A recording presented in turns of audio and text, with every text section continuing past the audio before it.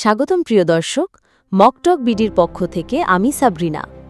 আজ আমরা আলোচনা করব, যদি হরমুজ প্রণালী বন্ধ হয়ে যায় তাহলে এর প্রভাব আমাদের বাংলাদেশের উপর কেমন হতে পারে। আমাদের সাথে রয়েছেন আন্তর্জাতিক বিষয়ক বিশ্লেষক রাশেদ ভাই।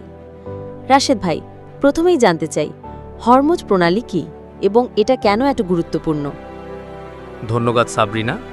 হরমুজ প্রণালী হলো একটি অতি গুরুত্বপূর্ণ সামুদ্রিক পথ, মধ্যপ্রাচ্যের তেল রপ্তানির প্রধান রুট। প্রতিদিন প্রায় 20% বৈশ্বিক জ্বালানি সরবরাহ এই পথ দিয়ে যায়। যদি এটি বন্ধ হয়ে যায় তাহলে বিশ্ববাজারে জ্বালানির দাম হঠাৎ করে বেড়ে যাবে। তাহলে রাশেদ ভাই, এই পরিস্থিতিতে বাংলাদেশের উপর সরাসরি কি প্রভাব পড়তে পারে? সরাসরি কয়েকটি বড় প্রভাব পড়বে।